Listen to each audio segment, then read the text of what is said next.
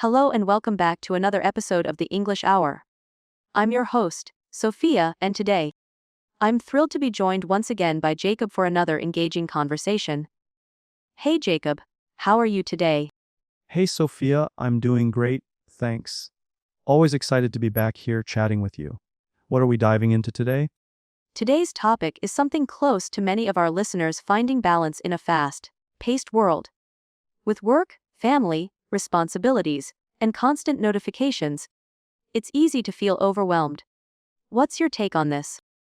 Oh, absolutely. It feels like we're always racing the clock. Sometimes, even when we're resting, our minds are still spinning.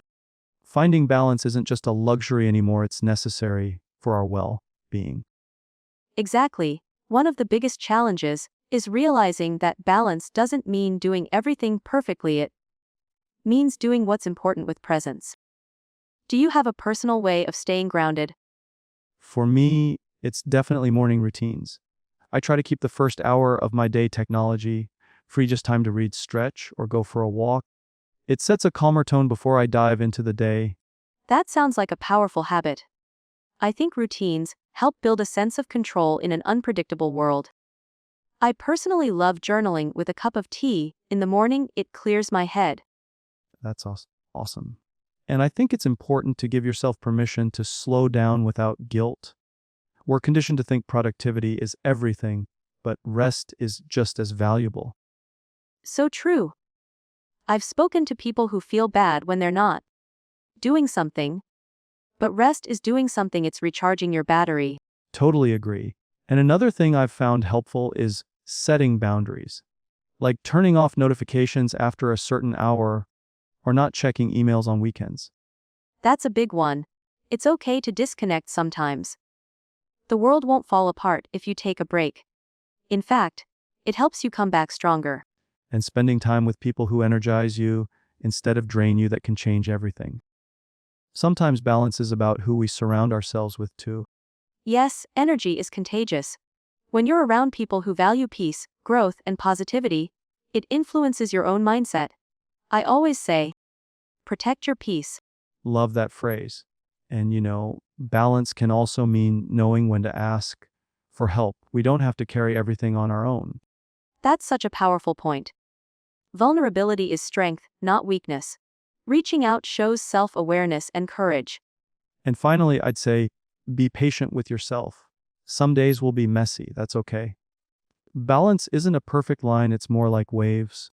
Some days are calm, others are chaotic. What matters is returning to center when you can. Beautifully said, Jacob. To everyone listening, take a deep breath. You're doing better than you think. Find what grounds you, and give yourself permission to pause. Sophia, sometimes even just pausing for a few minutes can completely change the direction of your day. Like taking 5 minutes to breathe deeply or just step outside for some fresh air. Absolutely, Jacob. It's those small moments that people often overlook. You don't need a full day off to reset your mind. Sometimes a few intentional minutes are enough to regain clarity and calmness. And speaking of intentional moments, I think practicing gratitude daily is another powerful tool. Even on stressful days, if I list 3 things I'm grateful for, it shifts my focus away from what's overwhelming me. That's such a great tip. Gratitude really does change your perspective. It reminds you that even when everything feels chaotic, there's still so much good around you. Exactly. And it doesn't have to be anything huge. It can be something simple like a good cup of coffee, a funny text from a friend, or even just seeing the sun after a rainy day.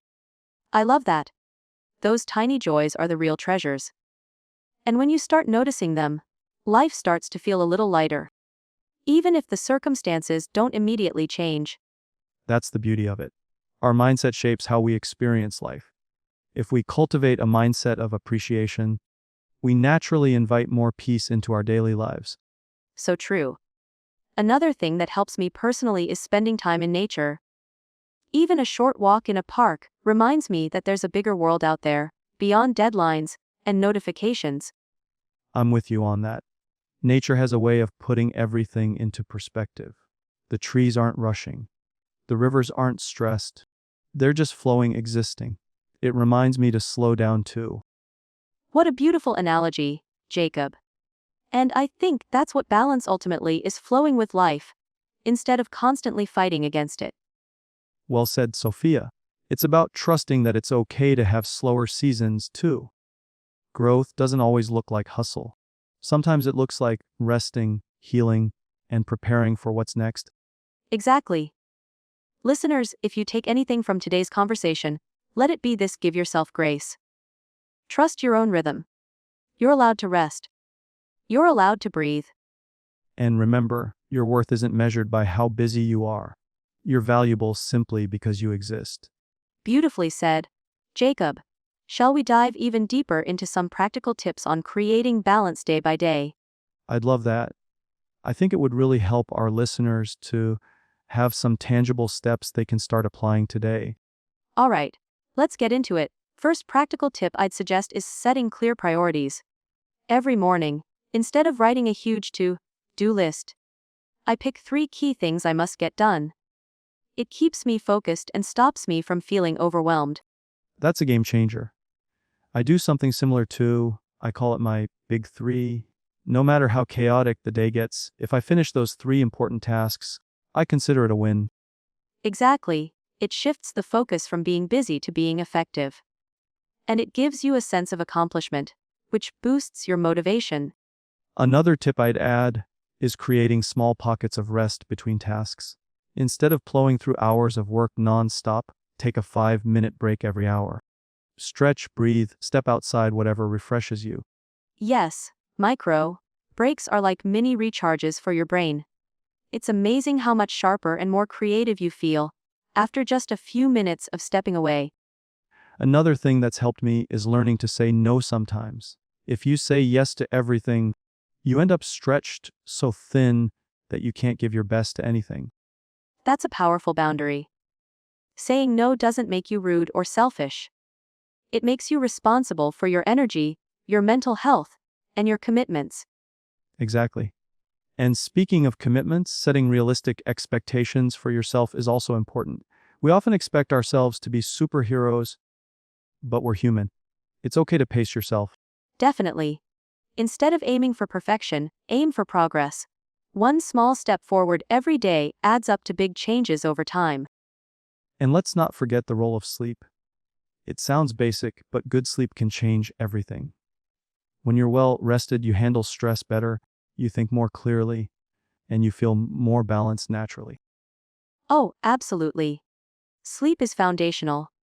You can do all the productivity hacks in the world, but if you're running on empty, it catches up with you sooner or later. And for those struggling with sleep, even small changes like reducing screen time an hour before bed, keeping a consistent bedtime, and creating a calming nighttime routine can help a lot. Great advice, Jacob. And one last thing I'd love to mention is self-compassion. On the days when things don't go as planned, don't beat yourself up. Talk to yourself the way you'd talk to a good friend. That's such a beautiful point, Sophia. We're often our own harshest critics, but imagine how much lighter we'd feel if we treated ourselves with the same kindness we offer others. Exactly. Growth, balance, healing, all of it happens faster and more joyfully when you move with kindness toward yourself. Couldn't agree more. This conversation is such a good reminder even for me. Sometimes you know these things in theory, but hearing them again helps you bring them back into practice. Me too, Jacob. Having these conversations always helps re-center me. And I hope our listeners are feeling a little more inspired and a little more hopeful right now.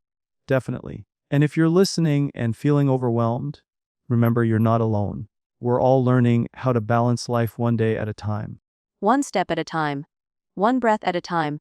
That's all it takes. Absolutely, Sophia. Real life examples make everything so much more relatable. It's one thing to hear advice and another to actually see how it plays out in day-to-day life. Totally agree. For instance, I used to think that having a perfectly structured morning routine was the secret to success. You know, wake up at 5 a.m., journal, meditate, exercise all before 7 a.m. But honestly, it stressed me out more than it helped. Oh, I can relate to that so much. There was a time I tried to copy those perfect morning routines from productivity gurus, and I ended up feeling like a failure whenever I missed a step. Exactly. I realized that forcing myself into someone else's routine wasn't sustainable. So now, my mornings are simple, just a few minutes of stretching, a glass of water, and setting an intention for the day. That's it. That's beautiful. I think the key is making it personal. What works for one person might not work for another, and that's okay. I have a flexible morning routine too. Some days it's a quiet coffee and a walk, other days it's just getting out of bed and being grateful I'm awake. That's real life, Jacob. It's about listening to what you need each day, rather than forcing yourself into a rigid mold. Exactly. Another real life example for me is dealing with work-life balance. For a long time, I believed I had to be constantly available to be seen as committed. Emails at midnight, messages on weekends, you name it. Oh, that's such a common trap. It feels like being constantly on proves your dedication, but in reality, it just burns you out.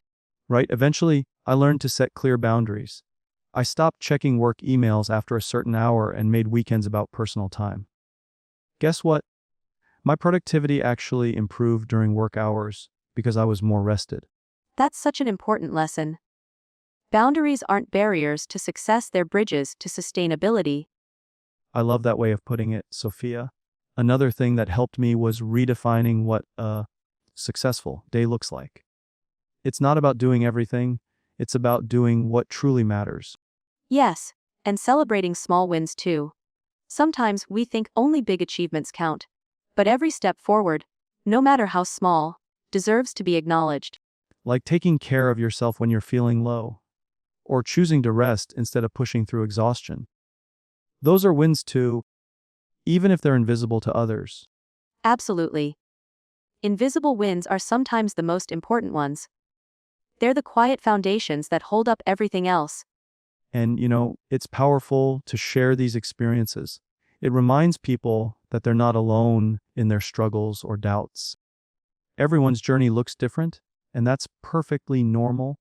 That's why these conversations matter so much. Real stories, real experiences, they show us that balance isn't a final destination, it's a daily practice. Well said, Sophia. It's comforting to know that every day is a fresh chance to find that balance, even if yesterday was chaotic. Exactly. Progress over perfection always. I'd love that, Sophia. Diving deeper into real life challenges and mindset shifts can really make a difference for anyone listening right now. All right, let's do it. One mindset shift that completely changed the way I approach challenges was learning to see setbacks as feedback, not failure.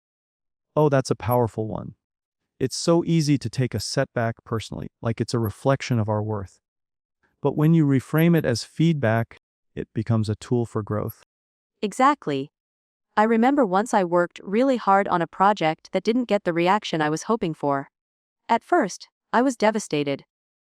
But after the initial sting faded, I looked at it objectively and realized there were things I could improve.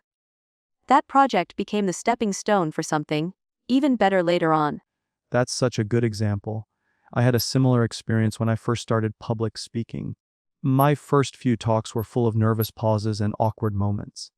But each time I asked for feedback, took notes, and worked on just one or two things, over time I improved. And that's the magic: progress through learning, not through perfection. It's the small, steady improvements that create real confidence. Absolutely. Another mindset shift that helped me a lot was understanding that rest is productive too. I used to think resting was wasted time. Now I know it's essential for doing my best work. That's such a huge realization, Jacob. We live in a culture that glorifies hustle, but real creativity, real insight, they often come during moments of rest. Exactly. Some of my best ideas have popped into my head when I was walking outside, taking a shower, or even just sitting quietly with a cup of tea. It's so true. Space invites clarity.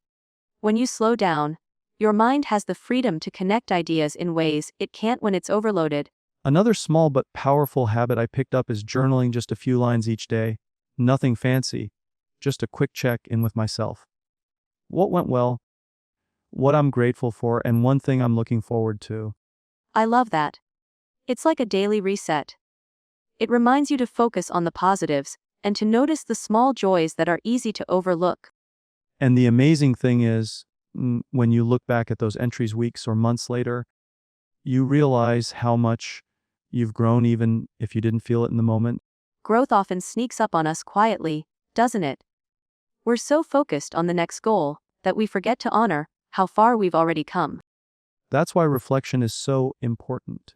It gives you a fuller picture of your journey, not just the highlights or the hard parts. And it builds resilience too. When you see how many challenges you've already overcome, it gives you confidence to face new ones. Absolutely. It's like building a library of proof that you're stronger than you think. I love that image, a personal library of resilience. That's beautiful, Jacob. Thank you, Sophia. I think everyone deserves to have one. And it starts with noticing the small victories every single day. Small victories, quiet moments, lessons learned. They all weave together into a life well lived. Couldn't have said it better myself.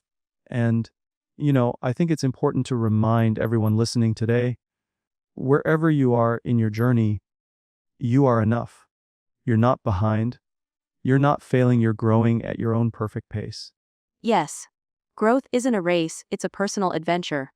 Some days you sprint, some days you stroll, and some days you just sit and breathe, and all of it is valuable.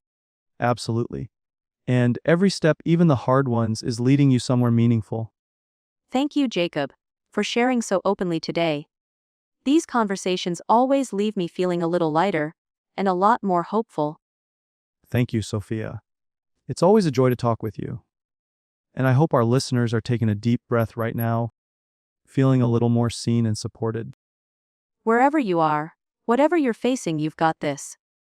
And we're cheering for you. I'd love to dive into that, Sophia. Dealing with self-doubt is something we all face, no matter how far we've come. So true. Self-doubt doesn't disappear. We just get better at moving forward even when it shows up. Exactly. I used to think that confident people never had self-doubt. But the truth is, they just don't let it control their actions. Right. They hear that little voice of doubt, but choose to keep going anyway. It's like building a muscle, acting, even when you feel uncertain. One thing that helps me is reminding myself of past wins. When doubt creeps in, I think back to times when I pushed through fear and succeeded. That's a great strategy, Jacob. It's so easy to forget how capable we really are when we're stuck in the moment. And sometimes it's not even about massive wins. It's about remembering small moments of courage, like speaking up in a meeting or finishing a project you were nervous about. Absolutely. Courage doesn't always roar. Sometimes it's a whisper that says, "I'll try again tomorrow." Beautifully said, Sophia. Another thing that really helped me was understanding that self-doubt often means you're stepping outside your comfort zone. Yes. It's almost like a signpost that you're growing. If you never feel doubt, maybe you're not stretching yourself enough. Exactly. If everything feels comfortable, maybe it's time to aim a little higher, take a few more risks. Speaking of motivation on tough days, Jacob, what keeps you going when everything feels heavy? Honestly, I've learned to focus on just the next small step. When the big picture feels overwhelming, I zoom in. That's such a good tactic. Breaking it down into bite-sized pieces makes it feel manageable. Yes, like if I'm feeling drained, I don't think about finishing a whole project. I just focus on writing one paragraph, making one call, taking one small action. And often, taking that one step gives you a little momentum to take another. Exactly. Action breeds motivation, not the other way around. I think a lot of people wait to feel motivated before they start. But really, starting is what brings the motivation. So true. It's like lighting a match. You strike it first, then you get the flame. Beautiful metaphor, Jacob. And what about habits that build inner strength? Any simple ones you swear by? Definitely. One habit is setting small daily intentions. Every morning, I pick one word to focus on, like patience or courage or gratitude. I love that. It gives your day a gentle guide, something to anchor you when things get chaotic. Exactly. It's a simple reminder that no matter what happens around me, I get to choose how I show up. That's so powerful. I might try that myself. Today my word would be presence. Presence is a beautiful choice, Sophia. Being fully here, in this moment, without rushing ahead in your mind. It's something we all need more of, especially in this busy world. Another tiny but mighty habit I've embraced is celebrating small wins. No matter how minor, I take a moment to acknowledge them. That's so important. We're often too quick to move on to the next thing without pausing to appreciate what we've accomplished. Exactly. When you celebrate small wins, you train your mind to recognize progress instead of constantly chasing perfection. And that, over time, builds confidence from the inside out. Confidence rooted in real experiences, not external validation.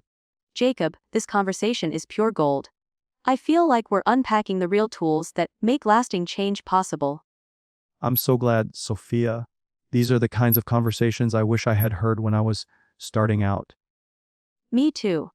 And hopefully, someone listening right now will hear exactly what they needed today. I believe they will. Maybe we could even dive into the idea of building a personal mission statement next. It's something that really changed my sense of direction. I love that idea. Let's definitely explore it. Jacob, why don't you kick it off? What exactly do you mean by a personal mission statement? Sure, Sophia. A personal mission statement is like your own North Star. It's a short statement that sums up what you value most and what kind of impact you want to have in the world. I love that. It's like a compass that helps you navigate decisions, especially when life gets overwhelming or confusing. Exactly. When you're clear about your mission, you can filter opportunities, goals, and even relationships through it. It keeps you aligned with what truly matters to you. That sounds so grounding. How did you go about creating your own mission statement? It started with a lot of reflection. I asked myself deep questions like, what do I stand for? What am I passionate about? How do I want people to feel after they interact with me? Those are powerful questions. I think sometimes we rush through life without ever stopping to ask ourselves those things. True. And it's okay if the answers aren't crystal clear right away. It's a journey. I wrote down ideas over a few days and eventually shaped them into a simple, meaningful sentence. Would you mind sharing your mission statement with us? Not at all. Mine is to inspire others to believe in their potential and to live with authenticity, kindness, and courage. That's beautiful, Jacob. It feels so genuine and strong at the same time. Thanks, Sophia. It really helps me stay focused. When I'm faced with a tough decision, I ask, does this align with my mission? If the answer is no, it's easier to walk away. That's such a powerful tool for living intentionally. I think I'm going to sit down after this and try crafting my own. I'd love to hear yours when you're ready, Sophia. I bet it would be inspiring. Thank you. Maybe we could even challenge our listeners to write their own mission statements too. Great idea. Even just starting with a rough draft can be eye-opening. It's not about perfection, it's about connection to your values. Yes, and it's something you can update as you grow. Life changes, and so can our mission. Absolutely. Growth is a sign of life. It's natural for your mission to evolve as you discover more about yourself. Jacob, I feel like we're touching on something so important here. It's like giving yourself permission to lead your life on purpose, instead of just reacting to whatever comes your way. That's exactly it, Sophia. Purpose doesn't always come from one big moment. It comes from small choices made consistently. Well said, and it's never too late to start. Whether someone's 18 or 80, they can decide today to live more intentionally. Definitely. Every moment is a fresh opportunity. Speaking of fresh opportunities, Jacob, what would you say to someone who feels stuck and doesn't know where to start? I'd say, start where you are, with what you have. You don't need a perfect plan. You just need to take one small action that feels right to you. Yes, action breeds clarity. Waiting until you figure it all out can keep you paralyzed. Exactly, progress, not perfection. Start messy if you have to, but just start. And trust that with each step, the path will become clearer. You said it perfectly, Sophia. It's like driving at night, you can only see as far as your headlights. But you can make the whole trip that way. I love that analogy, Jacob. So reassuring for anyone who's feeling overwhelmed. We all feel overwhelmed sometimes. The secret is to keep moving forward, even if it's slowly. Every small step adds up over time. It's not about giant leaps, it's about steady movement. Exactly. Consistency beats intensity over the long haul. I think that's a perfect note to reflect on. Maybe in our next chat, we can dive into the topic of resilience, how to keep going when things get really tough. I would love that. Resilience is one of my favorite topics. It's where real strength is built. Amazing. Let's make that our next adventure, Jacob. But for now, thank you for another incredible conversation. Thank you, Sophia. It's always a joy to talk with you. And to all our listeners, thank you for being part of this journey with us. We'll meet you back here very soon for another deep and inspiring conversation. Welcome back, everyone. If you're just joining us, Jacob and I were diving into the idea of living with purpose, and now we're shifting into something just as important: resilience. Jacob, are you ready? More than ready, Sophia. Resilience is something we all need, whether we realize it or not. Absolutely. It's that inner strength that keeps us going when life throws curveballs. And let's be honest, it always does. Definitely. Resilience isn't about being tough all the time. It's about being flexible, adaptable, and staying connected to your why, even when things get hard. I love that, being flexible. So often, people think resilience means never breaking down or never struggling. Right? But that's a myth. True resilience includes the struggle. It's about acknowledging the pain, facing it, and choosing to move through it rather than around it. That's such a powerful distinction. It reminds me of how trees bend in the wind. They don't snap because they're not rigid. Great analogy. The most resilient people I know are the ones who allow themselves to feel everything, and then they choose how to respond rather than just react. Jacob, do you remember a time in your life where you really had to tap into your resilience? Oh yes, many times. But one that stands out was when I lost a job I really cared about. It shook my confidence. I felt lost for a while. That must have been so tough. It was. But eventually, I realized it was also an invitation to reinvent myself. I started asking, what do I really want? What am I meant to do now? So instead of staying stuck in the loss, you used it as a turning point. Exactly. That's where the magic happens when we shift from why me to what now? It opens the door to growth. That's a phrase I'm going to remember. What now? It's so simple, but so empowering. And it keeps you future focused. Resilience doesn't ignore the past, but it refuses to let the past define your next chapter. That's gold, Jacob. Sometimes people think resilience is something you're born with, but would you agree it's something you can build? 100%. It's a skill like any other. You build it through challenges. You strengthen it every time you face discomfort and keep going. What are some practical ways our listeners can start building resilience today? Great question. I'd say, first, take care of your body, get sleep, eat well, move. Physical health supports mental strength. That's often overlooked, but so true. Second, build a support system. Talk to people you trust. You don't have to go through hard things alone. Yes, connection is key. Isolation makes everything feel heavier. And third, develop a habit of gratitude. Even in tough times, find one small thing to be thankful for each day. It rewires your brain to see possibilities. I love that so much. Gratitude isn't ignoring the bad, it's choosing to also see the good. Exactly. It's one of the most powerful mindset shifts you can make. So, if someone listening is going through something right now, feeling like they've hit rock bottom, what would you say to them? I'd say rock bottom is a place, not a life sentence. You're allowed to feel broken. You're allowed to cry. But don't let that moment define your whole story. That gave me chills, Jacob. Because it's true, so often, the best chapters come after the hardest ones. They really do. The cracks are where the light gets in, right? Absolutely. And the people who rise from those dark places, they become the lights for others. Yes. And if you're listening right now and feel like you're in the dark, you're not alone. And this moment doesn't define you. How you respond will. Beautifully said. And that brings us right back to what you mentioned earlier. Resilience is a choice.